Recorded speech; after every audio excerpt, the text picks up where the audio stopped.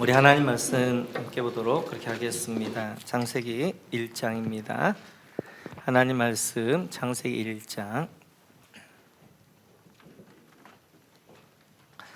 하나님 말씀 창세기 1장 26절에서 우리 31절까지 말씀 보도록 그렇게 하겠습니다. 창세기 1장 우리 같이 읽습니다. 하나님이 말씀하시기를 우리가 우리의 형상을 따라서 우리의 모양대로 사람을 만들자. 그리고 그가 바다의 고기와 공중의 새와 땅 위에 사는 온갖 들짐승과 땅 위를 기어다니는 모든 길짐승을 다스리게 하자 하시고, 하나님이 당신의 형상대로 사람을 창조하셨으니 곧 하나님의 형상대로 사람을 창조하셨다. 하나님이 그들을 남자와 여자로 창조하셨다. 하나님이 그들에게 복을 베푸셨다. 하나님이 그들에게 말씀하시기를 생육하고 번성하여 땅에 충만하여라. 땅을 정복하여라. 바다의 고기와 공중의 새와 땅 위에서 살아 움직이는 모든 생물을 다스려라 하셨다. 하나님이 말씀하시기를 내가 온 땅 위에 있는 씨 맺는 모든 채소와 씨 있는 열매를 맺는 모든 나무를 너희에게 준다. 이것들이 너희의 먹거리가 될 것이다. 또 땅의 모든 짐승과 공중의 모든 새와 땅 위에 사는 모든 것, 곧 생명을 지닌 모든 것에게도 모든 풀을 먹거리로 준다 하시니 그대로 되었다. 하나님이 손수 만드신 모든 것을 보시니 보시기에 참 좋았다. 저녁이 되고 아침이 되니 엿새 날이 지났다. 아멘. 네, 계속해서 지난주에 저희는 우리 사람을 하나님의 형상과 모양으로 창조하셨다라고 말씀하셨는데, 그 하나님의 형상과 모양이 무엇인가에 대하여서 살펴보았습니다. 하나님의 형상과 모양은 성경을 꿰뚫는 아주 중요한 관점과 같습니다. 그래서 어떤 분은 고백하기를 지난주 설교가 자기 인생 설교였다라고 하시는 분도 계십니다. 그분은 이 말씀이 얼마나 중요한가를 잘 아시는 분이십니다. 그래서 오늘은 한 번 더 저희가 이 부분을 좀 정리하고 그리고 넘어가도록 하겠습니다. 이 부분을 하고 싶었는데 조금 생명의 삶 첫째 시간을 좀 지금 부딪혀가지고 이제 지난주에 하고 오늘 한 번 더 정리하고 그렇게 가도록 그렇게 하겠습니다. 우리 같이 한번 26절 같이 한번 읽어볼까요? 26절입니다. 네, 같이 읽습니다. 하나님이 말씀하시기를 우리가 우리 형상을 따라서 우리의 모양대로 사람을 만들자. 그리고 그가 바다의 고기와 공중의 새와 땅 위에 사는 온갖 들짐승과 땅 위를 기어다니는 모든 길짐승을 다스리게 하자 하시고. 아멘. 하나님은 사람을 창조했을 때 하나님의 형상과 모양대로 창조하셨다라고 말씀하십니다. 하나님의 형상이라는 것은 우리를 영적 존재로 하나님이 창조하셨고요, 하나님의 모양이라는 것은 하나님이 존재하시는 그 형태로 우리를 만드셨는데, 하나님은 삼위일체로 공동체로 존재하시는 것처럼 우리를 공동체로 창조하셨다라고 말씀을 드렸습니다. 신앙생활이라는 것은 하나님의 형상을 회복해가는 게 신앙생활입니다. 그래서 신앙생활은 하나님의 잃어버린 형상을 회복해서 하나님과의 관계, 거룩성들을 회복해가는 것이 우리의 신앙이 되어지고요, 이렇게 하나님의 형상, 거룩함들을 회복해갈 때 나를 통해 하나님이 이 형상이 리플레트, 반사되어지는 것, 이것이 바로 하나님의 영광 돌리는 삶이 되어지고, 이렇게 하나님의 형상이 나를 통하여서 반사되어 리플레트 되어질 때, 그리고 나를 통하여서 그런 예배자의 삶을 이런 이제 하나님의 영광 돌리는 삶이 곧 예배가 되어지고, 그 예배라는 것은 내 안에 하나님의 창조, 하나님의 형상이 잘 이제 리플레트, 반사되어질 때 그것이 하나님의 영광 돌리는 것이고, 그 반사되어지는 것이 바로 예배가 되어지면 우리는 삶의 예배자로 살아야 된다라고 말씀을 드렸습니다.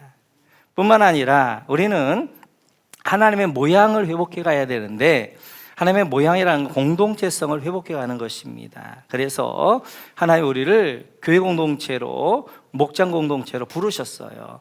이 교회 공동체 안에서 세상 사람들 볼 때 이곳에 너는 나다라고 서로 사랑하고 섬기는 모습을 보면서 하나님의 사랑을 보게 되어지고, 하나님의 그 이제 사랑이 리플렉트, 이제 반사되어져 가면서 세상 사람들이 그것이 이 공동체 안에 영광 돌리는 것이 되어지고, 그리고 이 공동체를 통하여서 나도 저 공동체에 들어가고 싶다, 나 저 사람들과 같이 살고 싶다, 이것이 전도가 되어지고, 그리고 그 공동체 하나님 형상을 회복한 사람들이 모여서 예배하는 것이 바로 이제 우리 공동체 이 예배가 되어진다라고 말씀을 드렸습니다.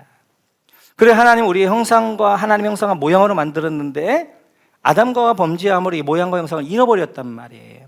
그래, 우리의 삶이랑 다시 이 하나님 형상과 모양을 회복해 가는 것이고, 이것이 우리의 진정한 부흥이 되어진 것이고, 이게 바로 진정한 예배자의 삶이 되어진다라고 말씀을 드렸습니다. 그 한 예를 잘 보면 우리 한번 다니엘서 6장을 한번 보시겠어요? 다니엘서 6장 같이 읽죠. 시작. 다니엘은 왕이 금령 문서에 도장을 찍은 것을 알고도 자기의 집으로 돌아가서 다락방으로 올라갔다. 그 다락방은 예루살렘 쪽으로 창문이 나 있었다. 그는 늘 하듯이 하루에 3번씩 그의 하나님께 무릎을 꿇고 기도하며 감사를 드렸다. 아멘. 다니엘의 기도입니다. 다니엘의 기도는 예루살렘을 향하여서 창문을 열고 하루에 3번씩 기도하는 거예요. 몇 년을 기도했다고 그랬어요? 70년. 그럼 다니엘은 이 70년 동안 예루살렘을 향해서 무슨 기도를 드렸을까? 그의 가장 중요한 기도는 바로 예루살렘의 회복, 이스라엘의 회복이었을 거예요. 그래서 다니엘은 이 70년 동안 하루에 3번씩 예루살렘을 향하여서 하나님 예루살렘이 회복되어지게 하여 주옵소서, 그리고 이스라엘이 회복되어지게 하여 주옵소서라고 기도했을 것입니다. 하나님은 이 다니엘의 기도에 신실에 응답하셔서 바벨론 포로 가운데 있었던 이스라엘 백성들을 1차, 2차, 3차 포로를 통하여서 그들을 회복시켜 주셨어요. 그들을 회복시켜 주셨는데 그 회복이 바로 형상과 모양의 회복입니다. 우리 한번 에스라서를 한번 보도록 하겠습니다. 에스라서 같이 읽죠. 시작. 백성이 하나님의 성전터가 있는 예루살렘으로 돌아온 지 이때째가 되는 해 둘째 달에 스알디엘의 아들 스룹바벨과 요사닥의 아들 예수아와 그들의 나머지 동료 제사장과 레위 사람과 사로잡혀 갔다가 예루살렘으로 돌아온 모든 사람이 공사를 시작하고 20살이 넘은 레위 사람을 주님의 성전 건축 감독으로 세웠다. 1차 포로 귀환을 하게 되어져요. 그때 이제 스룹바벨과 예수아가 이끌고 오는데 그들이 했던 일은 예루살렘 성전을 건축하는 것이었습니다. 그리고 그들은 예루살렘 성전을 건축했어요. 예루살렘 성전 건축은 하나님과 나 사이 회복이란 말이에요. 이것은 바로 하나님의 형상이 회복되어지는 거예요. 그래서 이제 1차 포로 귀환, 스룹바벨을 중심으로 예루살렘 성전이 건축하게 되어지고 하나님과 나 사이가 회복하게 되어지고 하나님의 형상이 회복되는 시간들이란 말이에요. 그 다음에 3차 포로 귀환을 통해 이렇게 되어집니다. 우리 한번 느헤미야서를 보겠습니다. 같이 읽죠. 시작.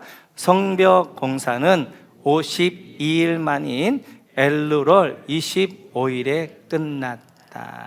3차 포로 귀환은 이제 느헤미야가 이끌고 오는데 그 느헤미야가 예루살렘 성벽을 건축하게 되어집니다.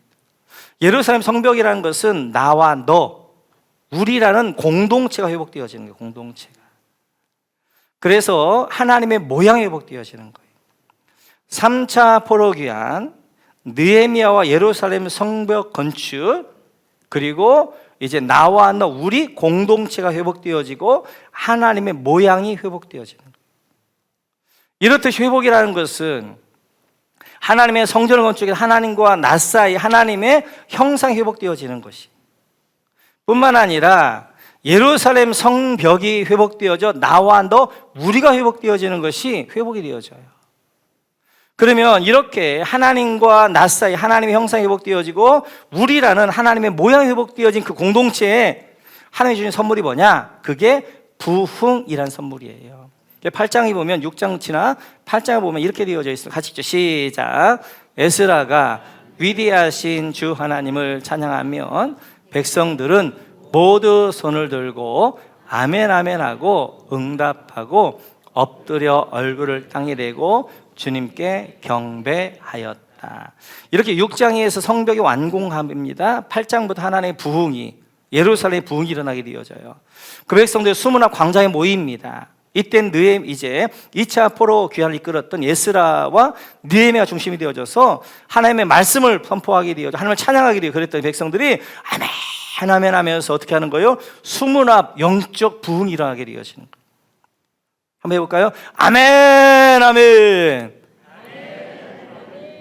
아멘 아멘. 아멘도 두 번 하기 좋아요. 아멘 아멘 하면서 그들이 영적 부흥이 일어납니다. 자, 보세요. 성전을 건축했어요. 하나님과의 관계, 하나님의 형상이 회복되어졌어요. 성벽을 건축했습니다. 나와 우리라는 공동체가 회복되어요. 하나님의 모양이 회복되어져요. 이렇듯이 형상과 모양이 회복되어진 이스라엘에게 뭘 주셨어요? 하나님이 부흥을 주셨단 말이에요. 우리도 마찬가지. 내 안에 하나님의 형상이 회복되어져야, 내 안에 하나님의 모양이 회복되어져야 그 다음에 하나님의 부흥이, 영광이 내 안에 임하기 시작하는 거예요. 자, 우리 예수님도 이렇게 말씀하셨습니다. 같이 한번 볼까요? 자, 같이 읽죠. 시작. 그리고 그들 가운데 율법 교사 하나가 예수를 시험하여 물었다. 선생님, 율법 가운데 어느 계명이 중요합니까? 우리가 생명의 삶 첫 시간에 이제 서론 때 본 거예요. 어느 율법 가운데 어느 계명이 중요합니까? 이 말은 선생님, 신앙생활에 있어서 가장 중요한 게 무엇입니까? 라는 질문이란 말이에요. 예수님이 그렇게 질문을 했어요. 그 질문에 대해서 예수님께서는 37절 이렇게 응답하십니다. 같이 읽어볼까요? 시작. 예수께서 그에게 말씀하셨다. 네 마음을 다하고 목숨을 다하고 내 뜻을 다하여 주 너의 하나님을 사랑하여라 하셨으니. 예수님께서 신앙의 가장 중요한 게 뭐라고 말씀하셨어요? 관계. 신앙에서 가장 중요한 관계예요. 그래서 하나님과의 관계, 하나님을 사랑하는 것, 하나님과 관계가 가장 중요하다고 말씀하셨어요. 이건 하나님의 형상이 회복되어지는 거예요. 하나님의 관계 회복. 그 다음에 하나님이 예수님께 또 계속해서 이렇게 말씀하십니다. 39절 같이 읽죠. 시작. 둘째 계명도 이것과 같은데 내 이웃을 내 몸과 같이 사랑하라 한 것이다. 이 또한 이제 신앙에 중요한 게 뭐냐? 내 이웃을 내 몸과 같이 사랑하는 것. 내 이웃을 내 몸. 너는 나다라고 사랑하는 것. 사랑이랑 다른 게 아니에요. 다른 사람을 나다라고 생각하는 게 사랑이에요. 그렇게 사랑하는 것. 이제 이웃과의 관계, 나와 너 회복되어지는 것, 우리의 공동체가 회복되어지는 것, 하나님의 모양이 회복되어지는 것, 관계가 회복되어지는 것, 이것이 바로 신앙생활에 가장 중요한 것이다라고 말씀하셨어요. 그러니까 신앙생활이라는 건 바로 하나님과 나 사이, 하나님 형상이 회복되어지는 거예요. 그리고 나와 너 사이, 우리 공동체성이 하나님의 모양이 회복되어지는 것, 이게 신앙생활이란 말이에요. 그러면 하나님과 관계하고 이웃과의 관계 중에 뭐가 더 어렵겠어요? 이웃과의 관계가 훨씬 더 어렵습니다.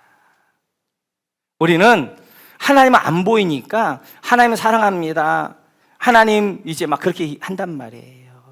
근데 주님 뭐라 말씀하고 있냐면, 네가 눈에 보이는 내 부모, 내 형제, 내 이웃도 사랑하지 못하면서 눈에 보이지 않는 나를 어떻게 사랑한다 할 수 있느냐라고 말씀하시는 거예요. 하나님과의 관계가 잘 되어져 있는가 바로 밑에는 뭐냐면 내 이웃과의 관계를 보면 아는 거예요. 이웃과의 관계가 훨씬 더 어려워요. 하나님은 말로 사랑할 수 있어요. 그러나 이웃을 사랑하기 위해서는 내가 수고해야 돼요. 내가 섬겨야 돼요. 내가 참아줘야 돼요. 때때로 갈등도 있어요. 때때로 어려움도 있어요. 때때로 물질적인, 시간적인 내가 이제 그런 것들을 내줘야 된단 말이에요. 그러니까 많은 사람들이 하나님이 신앙을 진짜 중요한 것이 이웃과의 관계인데 이웃과의 관계를 엉망이면서 하나님만 사랑한다는 거예요. 난 하나님을 사랑하니까 나는 믿음이 좋다고 생각하는 거예요. 아닙니다. 하나님이 사랑하는 것을 뭘로 우리가 알 수 있는 거예요? 이웃과의 관계를 통해 알 수 있는 거예요. 내가 부부관계가 어떤가? 지금 내 직장 동료들과의 관계가 어떤가? 이런 걸 보면 내가 지금 하나님을 어떻게 사랑하는가 하는 걸 알 수 있는 거예요. 신앙생활에 중요한 것이 관계인데 하나님과 관계이고 이웃과 관계가 되어지고, 우리가 신앙생활하는 데 있어서 목표가 있어 좋은 거죠. 방향성이 분명해야 되는 거죠. 그 방향성 뭐예요? 관계란 말이에요.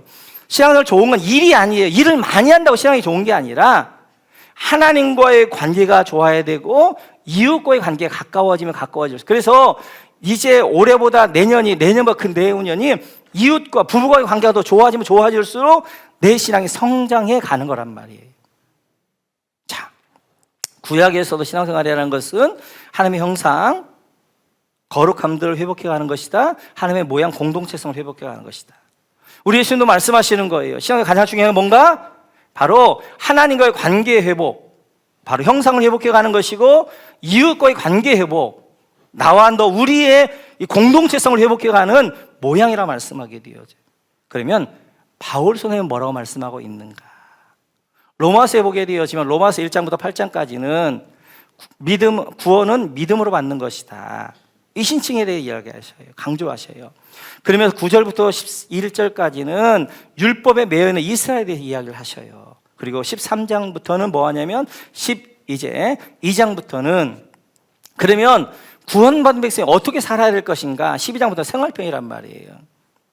그 생활편에서 12장 1절에 보면 바울 사도가 이렇게 이야기합니다. 같이 한번 읽어볼까요? 시작. 형제 자매 여러분, 그러므로 나는 하나님의 자비하심을 힘입어 여러분에게 권합니다. 여러분의 몸을 하나님께서 기뻐하실 거룩한 산 제물로 드리십시오. 이것이 여러분이 드릴 합당한 예배입니다. 바울은 뭐라고 해요? 우리 몸을 하나님 기뻐하는 제물로 드려라는 거예요. 이게 예배라는 거예요. 그러면 우리 몸을 하나님 기뻐하는 제물로 드리는 게 뭐냐는 거예요. 그걸 2절에서 이렇게 설명하셔요. 같이 읽죠. 시작. 여러분은 이 시대의 풍조를 본받지 말고 마음을 새롭게 함으로 변화를 받아서 하나님의 선하시고 기뻐하시고 완전하신 뜻이 무엇인지를 분별하도록 하십시오. 이제 나를 그런 몸으로 하나님 앞에 산제물로 드리는 그 제물이 뭐냐? 이 시대를 살면서 세상 풍조, 세상을 따라가지 않고 마음을 새롭게 변화를 받아서 내가 지금 살면서 하나님의 선하고 기뻐하고 완전한 뜻이 무엇이지? 생각하면서 그 하나님의 선하고 기뻐하시는 완전한 뜻을 따라 살아가는 것, 이게 예배라는 거예요. 이게 나를 산제물로 드리라는 거예요. 이게 곧 뭐냐면 하나님의 형상을 회복해 가는 거예요. 하나님의 거룩함을 회복해 가는 거예요. 하나님의 형상과 거룩함은 내 삶의 현장에서 회복해 가는 거예요. 내 삶의 현장에서 이제 내 삶의 그런 결정을 할 때마다 이제 내가 세상을 따라가지 않고 세상을 쫓아가지 아니하고 좁은 길을 걸으면서 하나님의 선하시고 기뻐하시고 완전한 뜻이 무엇인가 생각하면서 이게 하나님의 기뻐하는 뜻이지, 그때 순종하며 살아가는 것, 그게 곧 산 제물이 되어지는 것이고 그게 살아있는 예배, 삶의 예배라는 것이에요. 그것이 바로 하나님의 형상을 회복해가는 것이고 하나님의 거룩함을 회복해가는 것이고 그것이 삶의 예배자로 살아가는 것이다 라고 말씀하게 돼요. 이렇듯 1, 2절에서 신앙생활을 이제 우리가 구원받은 우리가 해야 될 첫 번째는 하나님의 형상을 회복해가는 것이다 라고 말씀하면서 3절부터 이렇게 설명합니다. 같이 한번 읽어볼까요? 3절 시작. 나는 내가 받은 은혜를 힘입어 여러분 각 사람에게 말합니다. 여러분은 스스로 마땅히 생각해야 하는 것 이상으로 생각하지 말고 하나님께서 각 사람에게 나눠주신 분량대로 분수에 맞게 생각하십시오. 4절 한 몸에 많은 지체가 있으나 그 지체들이 다 같은 일을 하는 것이 아닙니다. 이와 같이 우리도 여럿이지만 그리스도 안에서 한 몸을 이루고 있으며 각 사람은 서로 지체입니다. 아멘. 1, 2절에서 하나님의 형상을 회복해가는 것, 우리가 하나님 앞에 산 제물로 드리는 것, 이 땅 살면서 삶의 현장 가운데 하나님의 선하시고 기뻐하시고 온전한 뜻이 무엇인가 분별하며 사는 것이다 라고 이야기하고 3절 이하에서는 교회 공동체에 대해 이야기해요. 바로 교회 공동체 안에 우리 교회 공동체는 하나님의 몸과 같다. 몸이 하나였고 그 다음에 각 지체가 있는 것처럼 교회 공동체라는 하나님의 몸이 있고 그리고 성도들은 어떤 사람은 눈의 역할을 하는 사람, 손의 역할을 하는 발의 역할을 하는 사람이 있다는 거예요. 그래서 바울 사도가 구원받는 백성이 두 번째 회복해야 될 것이 하나님의 모양인데 그 모양은 공동체성을 회복해 가는 것이다. 그래서 교회 공동체 안에서 각 마디가 서로를 중요하게 여기는 것처럼, 귀하게 여기는 것처럼 서로를 귀하게 여기면서 살아가는 것이다.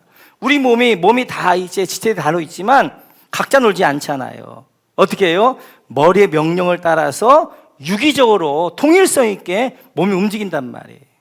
말은 해야 될 말을 하게 되어지고 몸의 제스처는 그리고 머리 명령을 따라서 발은 가게 되어지고, 이렇듯이 교회 공동체 안에서 서로 공동체성을 회복해 가는 것, 하나님의 모양을 회복해 가는 것, 이것이 바로 구원받는 백성이 해야 되는 두 번째 회복이다라고 말씀하게 되어져요.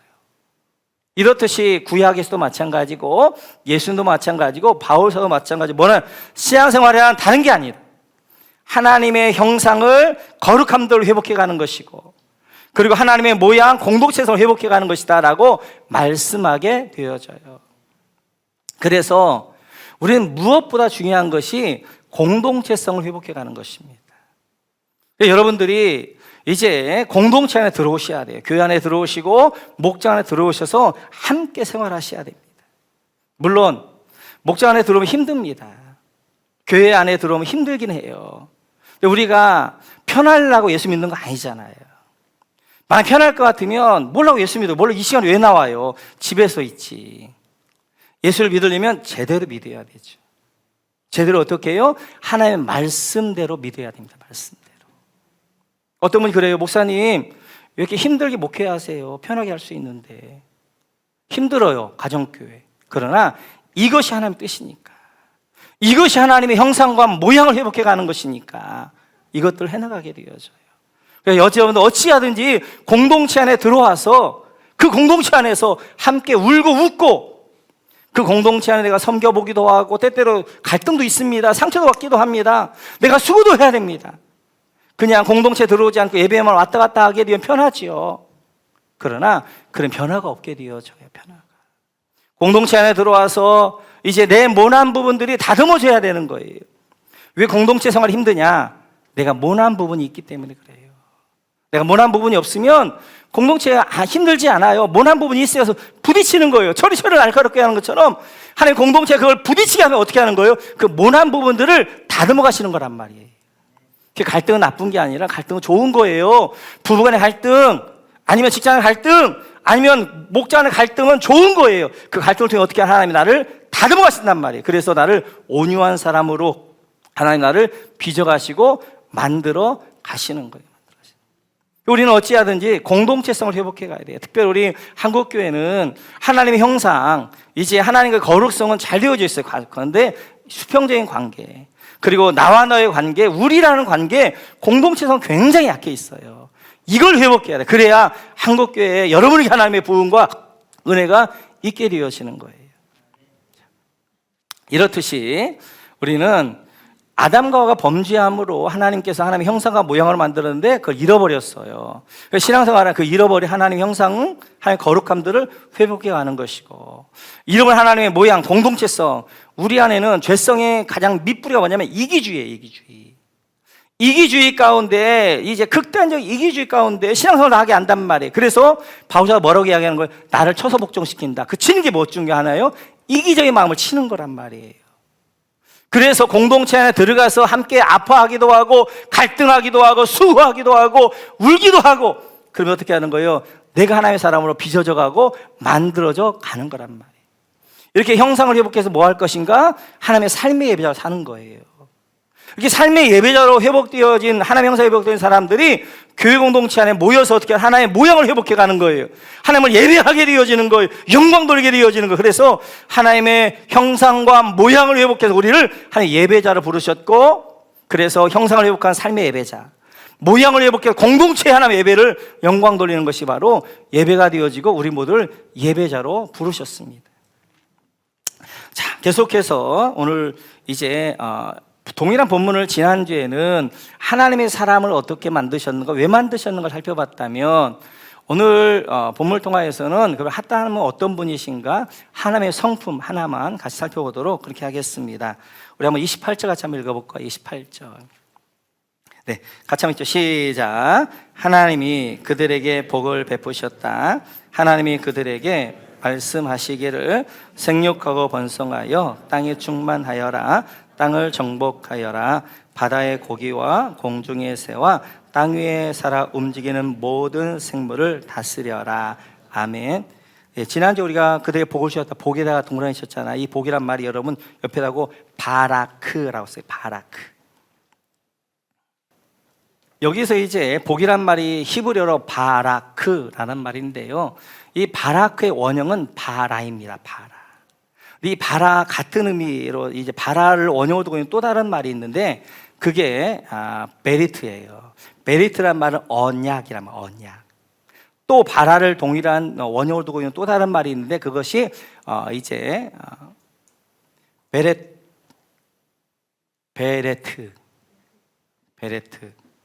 네, 베테르입니다. 베테르라는 것은 짜게지다, 쪼개지다라는 뜻이에요. 그러니까 지금 복이 뭐냐를 잘 설명하기 위해 같은 원형을 쓰고 있는 이제 바라크는 복인데 그 복이라는 것은 이제 언약이 있잖아요. 베리트. 언약은 어떻게 이루어지는 거예요? 베테르. 동물이 쪼개져서 짜게져서 언약이 이루어지는 거란 말이에요. 그래서 복이란 바라크란 뭐냐면 뭔가 베테르, 뭔가가 짜게져서 쪼개져서 우리에게 주어지는 것이 바라크 복이란 말이에요. 그럼 뭐가 쪼개지는 거예요? 예수님이 십자가에서 짜게지는 거예요. 쪼개지는 거예요. 예수님 십자가에 죽으시는 거예요. 그러고 주시는 것이 뭐예요? 바라크라는 하나님의 복이란 말이에요. 영어에서 복을 blessing 그럽니다. 이제 그래서 이제 팔복할 때도 그 복은 블레싱, 하나님의 축복인데요. 이 블레싱이라는 말이 어디서 나왔냐면 블루드라는 말이 나왔어요. 블루드, 피 흘리다에 나왔어요. 피 흘리다. 그래서 피 흘려서 블루드해서 주는 것이 블레싱, 복이란 말이에요. 그러면 예수님께서 십자가에서 블루드해서 피 흘려서 그 백성에 주시는 것이 뭐예요? 블레싱, 복이란 말이에요. 이렇듯이 복이란 말이 이제 히브리어로 바라크고 영어라고 블레싱이 되어지는데 이 두 단어는 예수님을 이제 설명하게 되어져요. 예수님이 어떻게 십자가에서 메테르 쪼개지시고 죽으셔서 우리에게 바라크란 복을 주시는 거예요. 예수님이 십자가에서 물루드 피를 흘리셔서 우리에게 블레싱이라는 복을 주시는 거예요. 그래서 예수님이 십자가에 죽으셔서 우리에게 주시려는 복이 뭔가? 그 복이 우리가 다시 한번 28절 같이 한번 읽어볼까? 28절 같이 28절 시작. 하나님이 그들에게 복을 베푸셨다. 하나님이 그들에게 말씀하시기를 생육하고 번성하여 땅에 충만하여. 여기까지만 할까요? 생육하고 번성하여 땅에 충만하여라. 밑줄 그어주시고. 이래서 예수님께서 십자가에서 베테르 쪼개시고 블루드 피 흘리셔서 우리에게 바라크라는 복을 주시고 블레싱이라는 하나님의 복을 주신단 말이에요. 그 하나님이 예수님 십자가에 죽으셔서 주려는 복이 뭐냐? 그게 바로 생명이란 복이에요. 생명. 그래 아담과 하와가 이제 선악과를 따먹으면 말미암아 생명을 잃어버렸, 영생을 잃어버렸잖아요. 네가 선악과를 먹는 날은 반드시 죽는다. 그래서 결국 이제 사람에게 어떻게 죽음이 왔잖아요. 그 죽음을 회복하는 거 십자가에서 예수님께서 언약적 죽음, 메리트 죽으시 언약적으로 죽음하시고 메리트 하시고 베테르 하셔서 피 흘리셔서 어떻게 하는 쪼개셔서 우리에게 주시는 것이 바로 바라크라는 복인데 그 복이 바로 생명이란 복이란 말이에요. 생명. 오늘 그래서 이제 아담과 하와에게 뭐라고 말씀해요? 생명과 번성하여 땅에 충만하라. 생명을 전하라는 거예요. 생명을 전하라. 그래서 예수님을 믿는 사람들은 이제 생명의 복을 받는데 그 생명이 뭐 두 가지예요. 하나는 육적인 생명을 낳아야 되고요. 또 하나는 영적인 생명을 낳아야 됩니다. 육적인 생명을 낳는 거 굉장히 중요해요. 적어도 둘이 결혼했으면 둘은 낳으셔야 돼요. 둘은. 하나만 낳으신 분들 이번 달에 꼭 생각하세요. 하나 더 낳으셔야 됩니다. 생명 번성하라고 그랬단 말이에요. 우리의 이기적인 마음으로 하면 안 된단 말이에요. 하나님의 말씀이 뭐라고 하고 있는가를 보시고 순종해야 됩니다. 그래서 저는 아내가 넷 낳자고 그랬어요. 근데 제 이기적인 마음 때문에 둘만 낳는데, 저렇게 이쁘게 자랄 줄 알았으면 넷 낳을 걸 그랬어요. 그래서 하나님의 백성들은 자녀를 많이 낳으셔야 할 수만 있으며, 저는 마음 같아서는 한 셋, 넷 나면 막 집 한 채씩 주고 싶어요. 나라에서 그래야 됩니다. 정말 넷 정도 한 나면 적극적으로 집이라도 주고 막 이래야 된다고요. 교회가 좀 힘이 있으면 집 한 채 탁탁 주면 좋겠는데 그렇게 될 줄로 믿습니다. 네네. 생명을 낳아야 돼요. 육적인 생명이에요. 그래서 우리 어찌하든지 육적인 생명을 낳아서 이제 그 생명을 전하는 일들을, 그래서 이제 복음을 전하고 이런 일들을 감당해야 되는 거. 두 번째는 영적인 생명을 낳으셔야 됩니다. 그래서 영혼 구원하셔야 돼요. 예수 믿지 않는 영혼들을 주께로 인도해야 된단 말이에요. 인도. 왜 우리에게 하나님이 영생을 주셨단 말이에요. 그 영생을 어떻게 전하는 것, 통로로 우리를 사용하셨단 말이에요. 예수 믿지 않는 남편, 예수 믿지 않는 자녀, 예수 믿지 않는 부모님, 형제들, 이웃들, 물론 엄청난 마음이 아프겠지만 진짜 그 생각을 한번 해보세요. 그들이 죽어서 지옥 가야 된다. 영원히 그 지옥의 고통 가운데 평생 영원히 살아야 된다. 잠이 안 올 거예요. 잠이 안 와요. 죽어가고 있는 남편과 가족들을 보면서도 별 느낌이 없다. 두 가지 중에 하나예요. 하나는 내가 구원의 생명이 내 안에 없든지, 또 하나는 내가 내 가족을 사랑하지 않든, 둘 중에 하나예요. 진짜 내가 예수님의 생명이 내 안에 있고 생명이 있다면 생명이 없는 그들에게 전하고 싶은 거예요. 그들을 사랑한다면 절대 그들을 지옥 보낼 수 없는 거예요. 이렇듯이 하나님이 이제 주신 하나님 복주에 기뻐하시면 첫 번째 복이 바로 생명의 복입니다. 그러면 두 번째 복은 뭔가? 그래서 우리 한번 시편 한번 보겠어요. 시편 같이 읽죠. 시작. 자식은 주님께서 주신 선물이요, 태 안에 들어있는 열매는 주님이 주신 상급입니다. 아멘. 네, 자식은 뭐예요? 하나님의 선물이에요. 축복이에요. 축복. 태 안에 있는 열매는 여러분 상급입니다. 상급. 얼마나 영광스러워요. 하나님의 자녀를 하나님이 나에게 맡긴 거란 말이에요. 현민이, 수희, 하나님의 자녀예요. 하나님의 자녀를 진의정과 박은혜에게 맡긴 거란 말이에요. 얼마나 영광스러워요. 하나님의 자녀를 나에게 맡기셔서 그 자녀를 양육하게 하셨단 말이에요. 하나님한테 상급이 뭐냐? 그 자녀의 상급이 가장 커요. 자녀의 상급. 하나님의 자녀를 하나님의 자녀답게 어떻게 키웠느냐? 그 상급이란 말이에요. 그 자식은 하나님 주신 상급입니다. 상급의 열매는. 많이 낳으셔야 돼요. 많이 낳으셔서 내 욕심대로 키우면 안 되는 것이고요. 하나님이 이 자녀를 통하여서 어떻게 키우를 원하시는가? 하나님의 자녀답게 키우셔야 돼요. 자녀답게. 자, 그러면 하나님이 우리에게 주신 두 번째 복이 뭔가? 우리 같이 한번 28절 같이 한번 읽어볼까요? 같이 읽죠. 시작. 하나님이 그들에게 복을 베푸셨다. 하나님이 그들에게 말씀하시기를 생육하고 번성하여 땅에 충만하여라. 땅을 정복하여라. 바다의 고기와 공중의 새와 땅 위에서 살아 움직이는 모든 생물을 다스려라 하셨다. 아멘. 여러분, 이제 땅에 충만하여라 밑줄 그어주시고, 땅을 정복하여라 밑줄 그어주시고, 모든 생물을 다스리라 밑줄 그어주시고. 하나님이 사람에게 복을 주셨어요. 그 복을 주셨는데 뭐라고 하냐면 땅에 이제 충만하여라, 땅을 정복하여라, 땅을 다스려라. 이것은 그 당시 왕의 대관식에서 왕에게 준 축복이에요. 그러니까 지금 창세기 1장 28절에 하나님께서 아담과 하와에게 복을 주셨어요. 축복하셨어요. 근데 그 축복이 뭐냐면 왕의 축복이란 말이에요. 왕의 축복. 이 땅을 하나님이 만드셨어요. 하나님이 왕이시고 다스려야 돼요. 그 대리 통치자로 아담을 세우셨어요. 아담, 너 왕이야. 너 왕이니까 너 땅에 충만하고 땅을 정복하고 땅을 다스려. 왕의 축복을 지금 아담에게 주신 거란 말이에요. 우리가 하나님과 형상과 모양을 회복해 가는 것은 바로 왕의 축복을 회복해 가는 거예요. 왕의 축복을. 그래서 베드로전서 2장을 보면 우리 이렇게 말씀하십니다. 같이 한번 읽어볼까요? 같이 시작. 그러나 여러분은 택하심을 받은 족속이요 왕 같은 제사장들이요 거룩한 민족이요 하나님의 소유가 된 백성입니다. 그래서 여러분을 어둠에서 불러내어 자기의 놀라운 빛 가운데로 인도하신 분의 업적을 여러분이 선포하는 것입니다. 여러분 가는 게 뭐라고 했어요? 왕 같은 제사장이다. 왕이다. 왕입니다.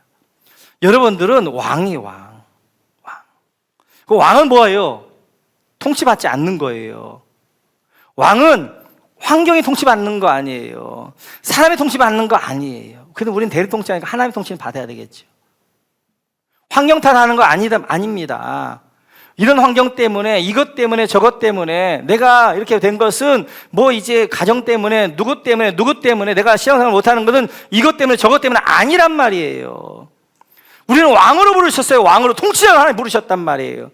그래서 우리가 회복해 갈 것이 왕권을 회복해야 돼요. 왕권을, 환경을 이기고 하나님을 섬기는 왕권들을 회복해 가셔야 돼요. 그래서 하나님이 이제 아담과 하와에게 첫 번째 축복을 주신 그 복은 두 가지. 하나는 생명의 복, 하나는 왕의 복이에요. 이 복은 아담과 하와에게 주신 것이 아니라 여러분에게 주신 줄 믿습니다. 여러분에게 생명의 복을 주셨고 여러분에게 왕의 복을 주셨단 말이에요. 그 생명의 복과 왕의 복을 누리며 하나님의 영광도 예비하는 자로 살아가는 것, 그것이 바로 우리의 삶이 되어지는 거예요. 말씀을 정리하겠습니다. 오늘 창세를 받았던 1차 수신자들이었던 출애굽하던 이스라엘 백성들, 오늘 창세기 1장에서 하나님의 창조를 보면서 그들은 뭔 생각을 했겠어요? 하나님이 아담 하나, 사람 하나 있게 하시려고 6일 동안 창조하셨구나. 저 광활한 우주를 만드시고 그 비어있는 하늘과 바다와 땅을 채우시고 동물과 물고기와 짐승들과 식물로 채우셔서 그리고 모든 걸 만드신 다음에 아담을 만드셔서 아담에게 누리게 하셨구나. 하나님은 여호와 일의 하나님이시구나. 준비하신 하나님이시구나. 그냥 준비 없이 뚝딱 창조한 것이 아니라 모든 걸 하나님이 계획하시고 준비하시고 그리고 이제 인도하시고 예비하셨구나. 여호와 일의 하나님이시구나 하는 것들 그들이 알겠죠. 그러면서 그들은 어떻게 하는 거예요? 출애굽할 때 하나님이 그냥 애굽에 나를 건진 것이 아니라 우리를 건진 것이 아니라 하나님은 계획하심이 있구나. 예비하심이 있구나. 하나님 인도하심이 있구나. 하나님 여호와 일의 하나님이시구나. 지금 비록 우리가 광야 위에 있지만 그러나 우리가 그냥 광야 위에서 무작정 가는 것이 아니라 하나님 이미 모든 걸 계획하셨고 예비하시고 인도하시는 분이시구나. 우리가 가야 될 저 약속했던 하나님은 계획하셨고 인도하시고 그리고 예비하시고 인도하시는 분이시구나 라고 믿고 그들이 광야길 가운데 그 여호와 일의 하나님 믿고 그들이 믿음으로 걸어가게 되어지는 것입니다. 여러분도 마찬가지입니다. 여러분 하나님 부르실 때 그냥 부르지 않았어요. 여러분들을 향하여서 계획하시고 예비하시고 인도해 가시는 여호와 하나님 이름을 부르셨단 말이에요. 그래서 하나님은 여러분들 향한 계획이 있는 것이고요, 여러분들 향한 예비하시는 것이고 여러분들을 인도해 주시는 것입니다. 오늘도 우리가 막막한 광야길을 갔고 그리고 사방에 우겨싸움을 당한 것 같음에도 불구하고 우리가 평안할 수 있는 이유는 우리 하나님은 여호와 일의 하나님이시기 때문에 나를 부르실 때에는 계획하심이 있고 예비하심이 있고 인도하심이 있다는 걸 믿기 때문에 내 눈에 아무것도 안 보인다 할지라도 여호와 하나님을 여호와 일의 하나님을 알아보면서 우리가 이 믿음의 일들을 믿음으로 걸어가게 되어지는 것입니다. 한 주간 동안 하나님의 형상과 모양이 회복되어져 하나님 예배자로 살아갈 뿐만 아니라 여호와 일의 하나님과 함께 사셔서 그 여호와 일의 하나님이 예비한 귀한 복과 은혜를 누리며 그 길 가운데 살아가는 여러분 모두가 되시기를 주님의 이름으로 축원합니다.